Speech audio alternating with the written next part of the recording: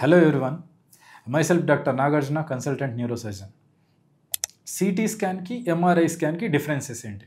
So రెగ్యులర్గా ఓపీలో తరచుగా చూస్తుంటాను.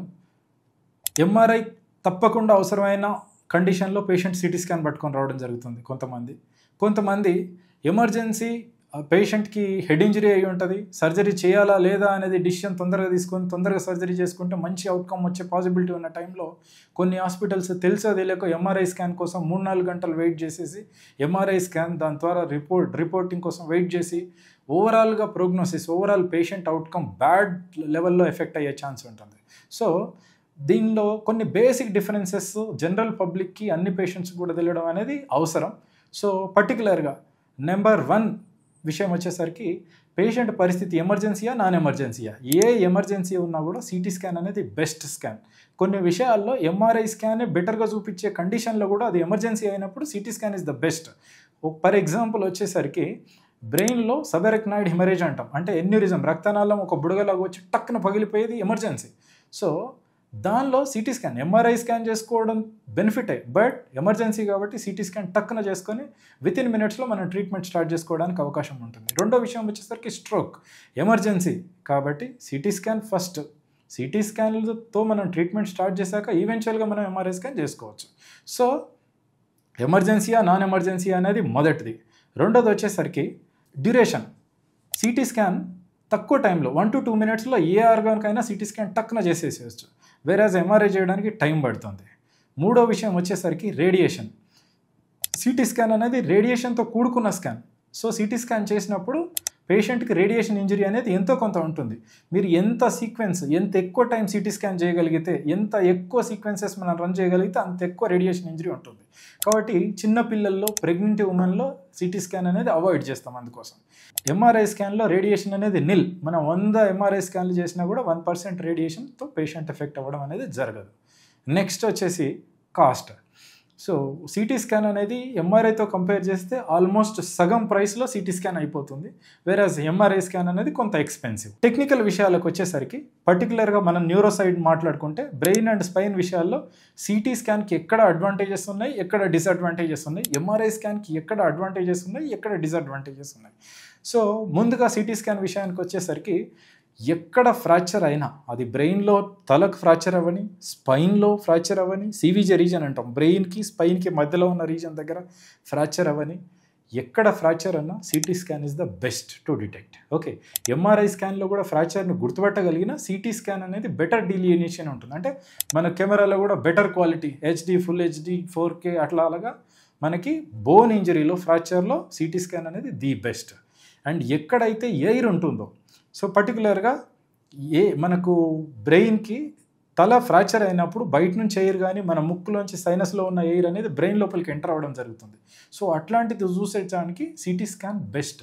అండ్ ఫాలోఅప్లో అంటే మనం ఒక పేషెంట్కి ఒక సర్జరీయో లేకపోతే ఇనిషియల్గా ఏదైనా ప్రొసీజర్ చేసి పేషెంట్ తర్వాత ఫాలోఅప్లో 10 రోజులకు, నెల రోజులకి, 3 నెలలకి, 6 నెలలకు రమ్మని చెప్పినప్పుడు ప్రతిసారి కాస్ట్లీగా మనం MRI చేసే బదులు కొన్నిసార్లు సింపుల్ ఫాలోఅప్కి CT స్కాన్ అనేది వాడుతూ ఉంటాం.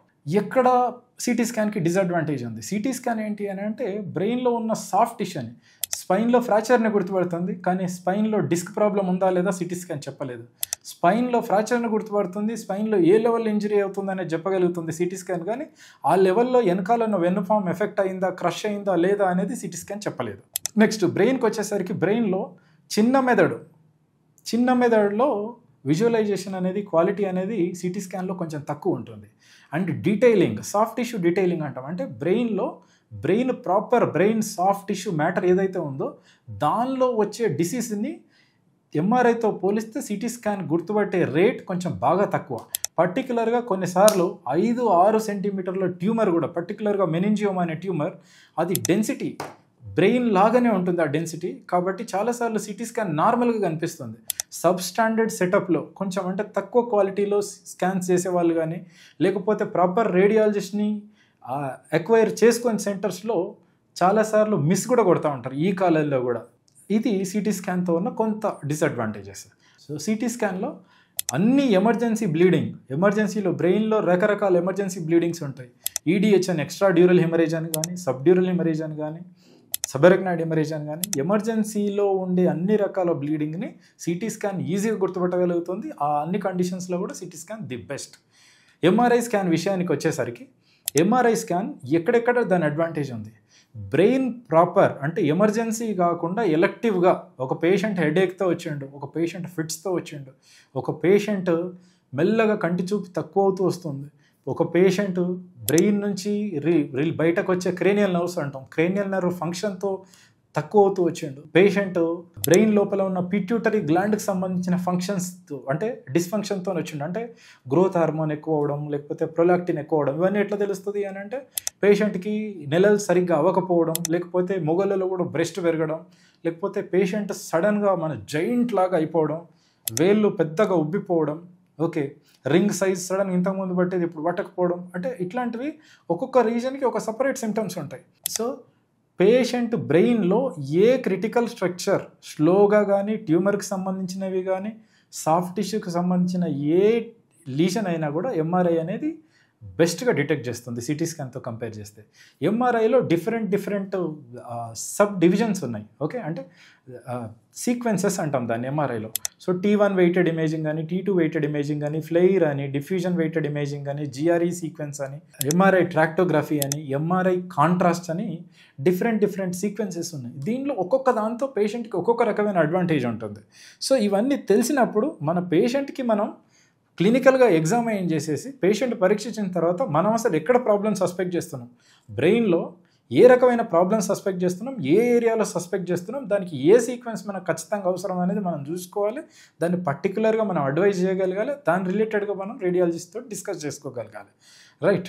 సో దీనిలో T1 వెయిటెడ్ అంటే బ్రెయిన్లో స్ట్రక్చర్ని బాగా చూపిస్తుంది, T2 వెయిటెడ్ అంటే బ్రెయిన్లో ఏదైనా ప్రాబ్లం ఉన్నప్పుడు కొంచెం డీటెయిల్గా చూపించగలుగుతుంది, ఈజీగా పికప్ చేయగలుగుతుంది.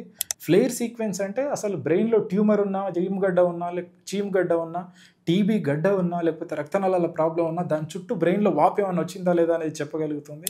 డిఫ్యూజన్ వెయిటెడ్ ఇమేజింగ్ అంటే ఒకవేళ ట్యూమర్ ఉంటే ట్యూమర్లో ఉన్న కణాల డెన్సిటీ ఎంత ఉంది, చాలా ఎక్కువ కణాలు ఒత్తిడిగా ఉన్నాయా, లేదు అంటే లూజ్గా అరేంజ్ అయ్యి ఉన్నాయా, దాన్ని బట్టి మనకు ఏ రకమైన ట్యూమర్ అని చెప్పొచ్చు. రెండోది మనం సర్జరీ చేసేటప్పుడు అది ఎంత ఈజీ ఉంటుంది, ఎంత డిఫికల్టీ ఉంటుంది అనేది మనం ఒక రకంగా ముందే అంచనా వేసుకోవచ్చు.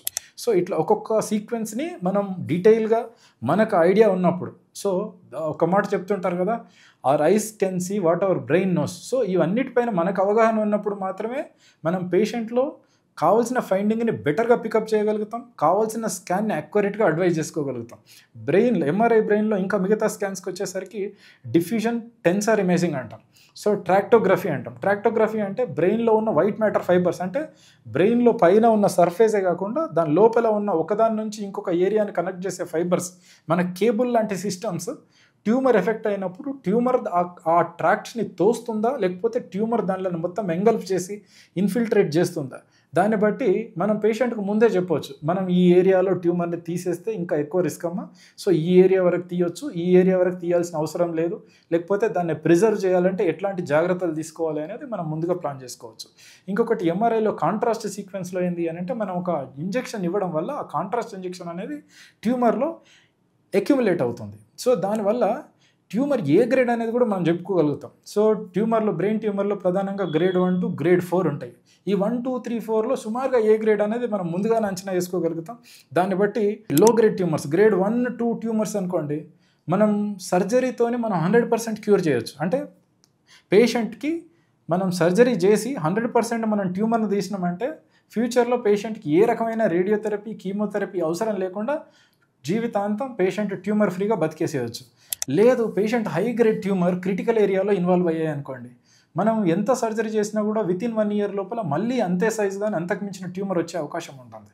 సో అట్లాంటి టైంలో ఏంటి అని అంటే పేషెంట్ ఓల్డ్ ఏజ్ పేషెంట్ అయినప్పుడు పేషెంట్కి ఎక్కువ ఇబ్బంది పెట్టకుండా, లేదు అని అంటే పేషెంట్కి ఆ ట్యూమర్ బ్రెయిన్లో most complex critical areas involve అయినప్పుడు, అది హై గ్రేడ్ ట్యూమర్ అయినప్పుడు మనం స్కానింగ్లో ముందుగానే చూసుకొని పేషెంట్లో ట్యూమర్ను వీలైనంత ఎక్కువ తీసేసి మిగతా ఏరియాస్ని మినిమం కూడా మనం డ్యామేజ్ చేయకుండా వీలైనంత ఎక్కువ బెనిఫిట్ను పేషెంట్కు మనం ముందే ప్లాన్ చేసుకోవడానికి అవకాశం ఉంటుంది. ఇది ఎంఆర్ఐ స్కాన్ తోటి వచ్చే అడ్వాంటేజెస్. సో ఓవరాల్గా క్వాలిటీ విషయానికి చూస్తే ఎంఆర్ఐలో క్వాలిటీని ఎట్లా అసెస్ చేస్తాం, సిటీలో మనం ఎట్లాగా అసెస్ చేస్తాం. సిటీలో మనం స్లైసింగ్ అంటాం, అంటే సిటీ స్కాన్ సింగిల్ స్లైస్ సిటీయా, డబుల్ స్లైసా, 32 స్లైసా, 64 స్లైసా, 128 స్లైసా, అట్లా ఉంటుందన్నమాట. సో మనం కామన్గా యూజ్ చేసే ఇమేజెస్ మామూలుగా 32 స్లైస్, 64 స్లైస్ అనేవి మేజర్ సెంటర్లో వాడతారు. ఇప్పటికీ కూడా అంటే కొన్ని సెంటర్స్ నేమ్ సేక్ స్కాన్స్ వాడతారు, అది single slice, dual slice city ఉంటుంది. దానిలో చాలాసార్లు చాలా విషయాలు ఈజీగా మిస్ అయ్యే అవకాశం ఉంటుంది. అట్లాంటి దానిలో మేజర్ కేసెస్ చేసేటప్పుడు చాలా జాగ్రత్తగా ఉండాలి, మ్యాక్సిమం అవాయిడ్ చేయాలి. రైట్. వేరేస్ ఎంఆర్ఐకి వచ్చేసరికి టెస్లాస్ అంటాం. 1.5 టెస్లానా, 0.5 టెస్లానా, 3 టెస్లానా. సో జపాన్ లాంటి కంట్రీస్లో కొన్నిట్లో రీసెర్చ్ ఏరియాస్లో ఇప్పటికీ 7 టెస్లా, 10 టెస్లా వరకు కూడా వెళ్ళింది. బట్ ప్రాక్టికాలిటీకి వచ్చేసరికి మనకి 1.5 టెస్లా అనేది మంచి సీక్వెన్సే. సో 3 టెస్లా అంటే ఇంకో బెటర్ అని. రైట్. సో టెస్లా అనేది ఒకటే మ్యాటర్ కాదు, మిగతా క్వాలిటీ పారామీటర్స్ కూడా ఉంటాయి కంపెనీ వైజ్ కానీ లోపల ఉన్న కాయిలింగ్ అనే దాన్ని బట్టి. సో మంచి కాయిల్ 1.5 టెస్లా తోటి కూడా మంచి ఇమేజింగ్ తీసుకోవచ్చు. ఈ అన్నిటికన్నా కూడా CT scan, MRI scan quality, base line quality అనేది డెఫినెట్గా ఇంపార్టెంట్. ఈ రెండిటికన్నా కూడా ప్రధానమైన ఇంపార్టెంట్ ఏంటి అని అంటే రేడియాలజిస్ట్ స్కాన్స్ చూసి రిపోర్ట్ చేసే రేడియాలజిస్ట్ డాక్టర్. సో డాక్టర్ మంచి క్వాలిటీ డాక్టర్ ఉన్నప్పుడు డెఫినెట్గా కొంత బేస్ లైన్లో అటు ఇటు వేరియేషన్ ఉన్నదాన్ని కూడా బెటర్గా జడ్జ్ చేయగలుగుతాం. అండ్ క్లినికో రేడియాలజికల్ కొరిలేషన్ అంటాం. అంటే మనం ఎవరమైతే డాక్టర్ స్కాన్ రాస్తున్నామో, ఏ కండిషన్ కోసం రాస్తున్నామో వాళ్ళు తిరిగి మళ్ళీ కాల్ చేయడం, మాకు డౌట్ ఉన్నప్పుడు మేము రేడియాలజిస్ట్కి కాల్ చేసుకొని మేమిద్దరం మ్యూచువల్గా మాట్లాడుకోవడం వల్ల పేషెంట్కి ట్రెమెండస్ బెనిఫిట్ ఉంటుంది. చాలామంది తెలియక కొంతమంది నా దగ్గరికి 7-8 స్కాన్స్ తర్వాత వచ్చిన పేషెంట్లు కూడా ఉన్నారు. So scans quality important, scans quality కన్నా రేడియాలజిస్ట్ క్వాలిటీ ఇంపార్టెంట్. ఎందుకు ఇది ఇంపార్టెంట్ అంటే ఈ మధ్యకాలంలో స్కాన్స్ ఇవన్నీ బిజినెస్ పరంగా స్కానింగ్ సెంటర్స్ ప్రమోషన్ చేస్తున్నాయి, కానీ క్వాలిటీ రేడియాలజిస్ట్ని ఎక్కువ అపాయింట్ చేసుకోవడం చాలా తక్కువ సెంటర్స్ చేస్తున్నాయి. ఎక్కడో క్లౌడ్ రిపోర్టింగ్, రేడియాలజిస్ట్ మనం మాట్లాడదామన్నా అంటే రేడియాలజిస్ట్కి బేస్ లైన్ క్లినికల్ నాలెడ్జ్, అంటే క్లినికల్ ఏ పర్పస్ కోసం మనం సిటీ స్కాన్ చేసాం అనేది చాలా ఇంపార్టెంట్. సపోజ్ నా దగ్గరకు వచ్చిన చాలామంది పేషెంట్స్లో female patients, young females, obese patients, వాళ్ళు హెడేక్ అని వస్తారు. రొటీన్ ఎంఆర్ఐ స్కాన్ నార్మల్గానే ఉంటుంది. ఎంఆర్ఐ స్కాన్ నార్మల్గా ఉంటుంది, ఎంఆర్ఐలో స్పెషల్ సీక్వెన్స్ ఇంకా చేయాలి అంటే డబుల్ ద కాస్ట్ అవుతుంది. నేను సింపుల్, నా ఫ్రెండ్స్ ఉన్నారు, డాక్టర్ ప్రశాంత్ అని, డాక్టర్ వెంకటేశ్వర రెడ్డి అని, డాక్టర్ పవన్ కుమార్ అని. నేమ్స్ ఎందుకు చెప్తున్నాను అంటే అట్లీస్ట్ వాళ్ళకి ఎన్నో కేసుల విషయాల్లో నా పేషెంట్స్కి కొన్ని వందల మంది పేషెంట్స్కి వాళ్ళు జస్ట్ క్వాలిటీ రిపోర్టింగ్ ఇవ్వడం, ఒక నార్మల్ ఎంఆర్ఐ స్కాన్లోనే ఎంఆర్ వీనోగ్రఫీ అనేది వాళ్ళే ట్రేస్ అవుట్ చేసుకొని సార్ దీనిలో ఎంఆర్ఐ వీనోగ్రఫీ కూడా నార్మల్గా ఉంది అని చెప్పగలగడం వల్ల చాలామందికి హాఫ్ ఆఫ్ ద ప్రైస్లో better reporting, better quality and better treatment మనం ఇవ్వగలుగుతా ఉన్నాం. ఏ కండిషన్తో పేషెంట్ వచ్చిండు అనేది తెలియడం వల్ల మనం ఏ ఏరియాని కాన్సన్ట్రేట్ చేసి చూడడం అనేది ఇంపార్టెంట్. దాని ద్వారా క్వాలిటీ రిపోర్టింగ్ అనేది ఈజీగా ఇవ్వగలుగుతారు. ఎందుకు అని అంటే బ్రెయిన్లో కొన్ని ఇంపార్టెంట్ ఏరియాస్ ఉంటాయి. పిట్యూటరీ రీజన్ అనేది 1 సెంటీమీటర్ 2 సెంటీమీటర్ ఏరియాలో చాలామంది దాన్ని గ్రాస్ బ్రెయిన్ స్కాన్ తీసినప్పుడు అది నార్మల్గా ఉంటుంది, నార్మల్ అని చెప్పేసి రిపోర్టింగ్ వచ్చేస్తుంది. బట్ పేషెంట్ నార్మల్ కాదు. ఫాలోఅప్లో పేషెంట్ సిమ్టమ్స్ అడ్వాన్స్ అయిన తర్వాత చూసి అప్పుడు కీన్గా ఏరియా ఫోకస్ చేసిన తర్వాత లేట్ స్టేజ్లో గుర్తుపట్టడం కన్నా పేషెంట్ సిమ్టమ్ ముందే అక్కడ రేడియాలజిస్ట్ స్కానింగ్ సెంటర్లో రేడియాలజిస్ట్ కూడా ఉండి అది ఫైండింగ్ చూసుకున్నప్పుడు, అంటే క్లినికల్ ప్రజెంటేషన్ దేంతో వస్తుందో చూసుకున్నప్పుడు ఆటోమేటిక్గా రేడియాలజిస్ట్ ఆ ఏరియా పైన ఫోకస్ చేస్తాడు. అది చిన్న 0.5 mm లీజన్ కూడా వాళ్ళు రిపోర్టింగ్ చేయడానికి ఆస్కారం ఉంటుంది. ఇవన్నీ కాకుండా మిస్యూజెస్ అట్లా జరుగుతున్నాయి. మనం ప్రాక్టికల్గా చాలా స్కానింగ్ మిస్యూజెస్ చూస్తూ ఉన్నాం డే ఇన్ డే అవుట్లో. సో ఎట్లా అంటే చాలామందికి ఫ్యాసినేటింగ్గా కామన్ స్కాన్స్ ఏం జరుగుతున్నాయి అనేది అందరికీ అవగాహన వచ్చేసింది. సో తెలియకుండా జనరల్ పాపులేషన్ కానీ, ఆర్ఎంపీస్ నుంచి కానీ, బయట నాన్ మెడికల్ పాపులేషన్ నుంచి టక్కున కొన్ని హాస్పిటల్స్లో అందరికీ అవగాహన ఉండదు కదా, రాగానే డాక్టర్ వచ్చే టైంకి ఏదో ఒకటి చేయించాలని చెప్పేసి టక్కున స్కాన్ చేయించడం జరుగుతుంది. ఫర్ ఎగ్జాంపుల్ కొన్ని నేను 50 కాదు ఆల్మోస్ట్ 100+ స్కాన్స్ చూసుంటా. చాలామందికి ఎంఆర్ఐ ఎల్ఎస్ స్పైన్ అంటే లంబోసాక్రల్ స్పైన్ అనేది టక్కున చేయించేస్తూ ఉంటారు. పేషెంట్కి ఏం ప్రాబ్లం ఉంది, పేషెంట్కి నడవడానికి ఇబ్బంది అవుతుందా, ఎంఆర్ఐ ఎల్ఎస్ స్పైన్. పేషెంట్ నడుస్తుంటే మోకాలు బెండ్ అవుతున్నట్టు ఉందా, దాన్ని నీ బక్లింగ్ అంటారు, ఎంఆర్ఐ ఎల్ఎస్ స్పైన్. పొద్దున్న లేవగానే మొత్తం ఒళ్ళంతా పచ్చి పుండైనట్టు ఉందా, ఎంఆర్ఐ ఎల్ఎస్ స్పైన్. అంటే నడు నొప్పితో పాటు. ఇవన్నీ కాదు, పేషెంట్కి ఏ సిమ్టమ్ ఉంది, దాన్ని మనం పేషెంట్ని ఎగ్జామైన్ చేసిన తర్వాత దాని వెనకాల ఉన్న కండిషన్ ఏమనుకుంటున్నాం అనే దాన్ని బట్టి మనం ఏ ఏరియాని స్కాన్ చేయడం అనేది ఇంపార్టెంట్. ఇందాక చెప్పినట్టుగా పేషెంట్కి కాళ్ళు నడవలేకపోతున్నాడని చెప్తారు. ఎందుకంటే పేషెంట్స్ టెక్స్ట్ బుక్లు మెడికల్ బుక్లు చదువుకొని రారు. ఆయనకున్న ప్రాబ్లం ఏముందో అదే చెప్పగలుగుతారు. చాలామంది లేమన్. సో చాలామంది సర్వైకల్ కంప్రెసివ్ మైలోపతి అని ఉంటుంది. అంటే మెడ భాగంలో ఉన్న నరం ఏజ్తో పాటు దాని చుట్టూ ఉన్న బొక్కలు చూరలాగా వచ్చేసి దాని పక్కన ఉన్న రిబ్బన్ లాగా సాఫ్ట్గా ఉండాల్సిన రిగమెంట్స్ స్టోన్స్ లాగా మారిపోయి వెన్ను నరాన్ని ఇట్లా ఒత్తి పడతా ఉంటాయి. వాళ్ళు చిన్న దెబ్బ అంటే అనుకోకుండా వాళ్ళ దెబ్బను కూడా నోటీస్ చేయరు. అనుకోకుండా చిన్న డోర్ దగ్గర కింద పడిపోవడం, చిన్న ఒక మెట్టు దగ్గర నుంచి జారిపోతున్నట్టు అవ్వడం, అప్పుడు టక్కున అప్పటి నుంచి వాళ్ళు పేషెంట్ నడుస్తుంటే నడవలేకపోవడం అనేది ప్రధానంగా ఉంటుంది. కొంతమందిలో హ్యాండ్స్ బాగా ఎఫెక్ట్ అవుతాయి కానీ చాలామంది అది గుర్తుపట్టుకోలేరు. సో వాళ్ళకి కాళ్ళు ఎఫెక్ట్ అయినాయి అనుకొని ఎల్ఎస్ స్పైన్ చేయడం జరుగుతుంది. ఎల్ఎస్ స్పైన్ చేసిన తర్వాత అనుకోకుండా ఆటోమేటిక్గా ఒక ఏజ్ పెరిగిన తర్వాత చాలామందికి డిస్క్ ప్రాబ్లమ్స్ ఉంటాయి. అన్ని డిస్క్ ప్రాబ్లమ్స్కి సర్జరీ అవసరం లేదు. తెలియకుండా కొన్ని హాస్పిటల్స్లో ఆ ఎల్ఎస్ స్పైన్లో డిస్క్ ప్రాబ్లం ఉంది అని ఆ డిస్క్ ప్రాబ్లంకి డైరెక్ట్ సర్జరీకి వాళ్ళు అసైన్ చేసేసి, సార్ పేషెంట్కి ఎల్ఎస్ స్పైన్ ఇది ఉంది సార్, డిస్క్ ప్రాబ్లం ఉంది, సర్జరీకి పెడుతున్నాం, రేపు వస్తారా సార్, ఈరోజు సాయంత్రం రాగలుగుతారా సార్ అని ఫోన్ చేస్తూ ఉంటారు.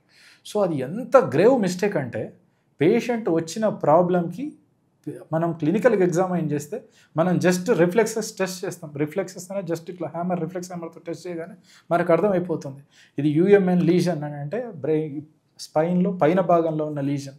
మనం జస్ట్ టెస్ట్ చేయడం ద్వారా అందాజుగా స్పైన్లో ఏ లెవెల్లో ఎఫెక్ట్ అవుతుంది, ఏ లెవెల్లో ప్రాబ్లం ఉంది అనేది అసెస్ చేస్తాం. బట్ మనం మెసేజ్ చేసి మనం చెప్పే టైంకి వాళ్ళు ఆల్రెడీ ప్లాన్ చేసి ఉంటారు. సో ఇట్లాంటి గ్రేవ్ మిస్టేక్స్ ఈ కాలంలో జరుగుతున్నాయా అని అనుకుంటారు, చాలా జరుగుతున్నాయి. కాబట్టి అందరికీ ఈవెన్ హాస్పిటల్లో మిగతా స్టాఫ్కి కూడా అవగాహన ఉండాలి. క్లినికల్గా డాక్టర్ పేషెంట్ పరీక్ష చేసిన తర్వాత ఏ ఏరియాకి స్కాన్ అవసరమో ఆ ఏరియాకి చేయించుకోవడం ద్వారా పేషెంట్ ఫుల్గా బెనిఫిట్ అవుతారు. కాస్ట్ వేస్టేజ్ ఉండదు, అనవసరమైన ట్రీట్మెంట్ ఉండదు, అనవసరమైన కాంప్లికేషన్స్ ఉండవు. స్కాన్స్ మిస్యూసేజెస్కి వచ్చేసరికి ఒకటి సర్వైకల్ కంప్రెసివ్ మైలోపతి అని, అంటే మెడభాగంలో ఎఫెక్ట్ అయ్యి ఉండి సిమ్టమ్స్ బయటకు మాత్రం కాళ్ళే ఎఫెక్ట్ అయినట్టు కనిపిస్తాయి. సో అదొకటి చెప్పుకున్నాం. రెండో విషయానికి వచ్చేసరికి ఒక పేరు మోసిన హాస్పిటల్లో దెన్ ఆల్మోస్ట్ హార్డ్లీ ఒక 1 year అవుతుండి ఉంటుంది. పేషెంట్ ఆల్మోస్ట్ నిజామాబాద్ నుంచి హాస్పిటల్ని నమ్మి వాళ్ళు ఇంతకుముందు ఎవరు అక్కడ హాస్పిటల్లో ట్రీట్ చేసుకున్నందుకు వచ్చేసరికి వాళ్ళు ముందుగా కాల్ చేశారు. నేను అక్కడికి వెళ్ళేసరికి ఆల్రెడీ స్కానింగ్ చేయించడం జరిగింది. ఏం స్కాన్ చేయించారు అని అంటే ఎంఆర్ఐ బ్రెయిన్ చేయించారు. 21 ఏళ్ళ యంగ్ బాయ్ని మనం ఎగ్జామైన్ చేసిన తర్వాత పేషెంట్కి ఉన్నదాన్ని ఫుట్ డ్రాప్ అంటారు. అంటే పాదం మనం నడుస్తుంటే పాదం ఇట్లా కిందికి పడిపోతూ నడుస్తుంటే నేలకు రాసుకుంటా పోతుంది అని. సో దాన్ని ఫుట్ డ్రాప్ అంటారు. ఫుట్ డ్రాప్కి ఎంఆర్ఐ స్కాన్ అనేది ఎట్టి పరిస్థితుల్లో కూడా అవసరం లేదు. ఓకేనా, దానికి చేయించాల్సింది ఎంఆర్ఐ ఎల్ఎస్ స్పైన్. ఒకవేళ అది కాకుండా అది కూడా ఎగ్జామైన్ చేసిన తర్వాత పర్టికులర్గా నరం స్పైన్ దగ్గర కాకుండా కిందకు వచ్చిన తర్వాత ఎఫెక్ట్ అయితే ఏ ఏరియాలో ఎఫెక్ట్ అవుతుందో టెస్ట్ చేసేసి నర్వ్ కండక్షన్ స్టడీస్ అట్లాంటిది చేసుకోవడం అనేది ఉత్తమం. బట్ మనం చూసే టైంకి అట్లాంటి కొన్ని మేజర్ సెంటర్స్లో కూడా ప్రాపర్గా వాళ్ళు డాక్టర్తో డిస్కస్ చేయకుండా జస్ట్ హాస్పిటల్ ముందే అడ్మినిస్ట్రేషన్ టకా స్కాన్స్ ఏదో ఒక స్కాన్ తోటి పేషెంట్ను ఫెసిఫై చేయడం ద్వారా పేషెంట్స్ బ్యాడ్ వేలో ఎఫెక్ట్ అవుతున్నారు. కాస్ట్ ఒకటే మ్యాటర్ కాదు, కాస్ట్, నమ్మకం and unnecessary treatment, unnecessary complications అనేవి పేషెంట్స్ ఫేస్ చేస్తూ ఉన్నారు.